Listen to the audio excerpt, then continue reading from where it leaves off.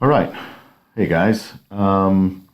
This tutorial is going to be a quick one, specific to some of the things I'm asking you to do in the exercise. One of the things I'm asking you to do is to create an overlay drawing, an abstract drawing that you would create with graphite on trace, and then bring that image or scan it in and use it as part of the overall photo montage on the 11 by 17. Now, depending on how you scan it, and we haven't really covered scanning yet, and we'll do that once I return. One of the things that can happen, depending on how you scan it, is when you scan an image, you get a white background. And one of the things that I had laid out and put notes about was to scan it as a black and white or a black line drawing. So if it's a black line drawing, then it should scan in with a transparent background. If you didn't do that and you still have the scan, this tutorial is really about just being able to have that white space as transparent, so then you can bring that image into Illustrator and kind of see through. You wouldn't have the white rectangle like you see right here. This would all just be transparent, and you'd see through to the images that would be underneath or what have you. So I'm going to walk through some quick steps to achieve that. So what you're looking at right now is basically a flat drawing. This is white, and you can see there's some line work there. So really what I want to be able to do is take out all of the white, and I want to retain some of the gradient of the grays and so forth. And this is going to get pretty close. Now there's more than one way to achieve this, but I think this is most sensitive to line weights and the gradients that you create with your line work, and keeping that precise without kind of overblowing it with brightness and contrast and so forth. Okay, so one of the first things that I'm going to do is in the layers, I'm going to double click on the background to unlock that layer and create layer 1, because this is just a beginning image here, and generally if it's a JPEG, it's going to come in as a background image. So layer 0 is fine. Now I'm going to select, use my marquee tool, and I'm going to select the whole canvas. So I'm just going to drag a window over the whole canvas there, and I'm going to copy this. Now for my PC here, I'm just going to use Control C, and I think it's Command C on a Mac if you're using that. Okay, so now I have that selection copied to the clipboard. Now what I'm going to do is going to go back to the layers panel. I'm actually going to click on the channels tab here at the top. RGB, red, green, blue. What I'm going to do is create a new channel.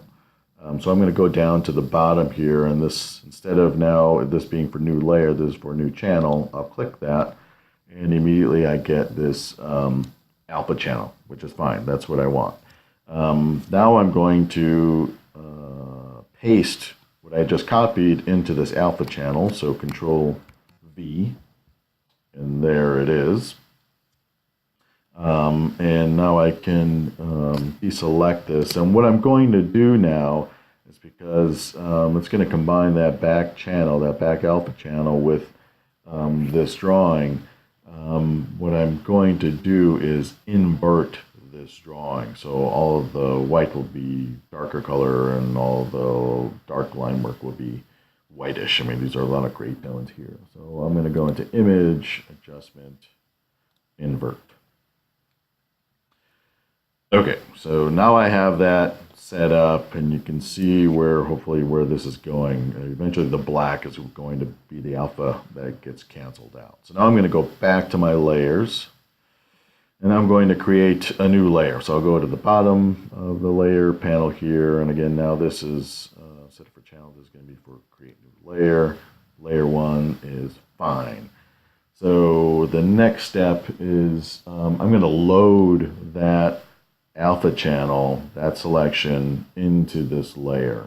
So then I'll just go to Select, down to Load Selection, and this is just the name of the file that I was working on.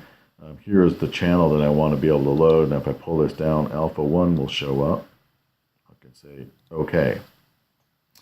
Now, you notice immediately there's selections happening here, right? So when you see those lines that change like that, that means that there's a selection happening. So right now, it created a selection around everything that I want it to be black or a gray tone, but there's no color in it yet. And so I'm going to use my paint bucket tool, and this is a paint bucket tool you can kind of flood an area.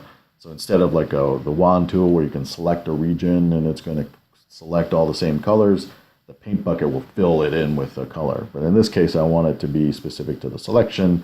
I already have black foreground here selected, so that's fine. I'll go up to my paint bucket tool,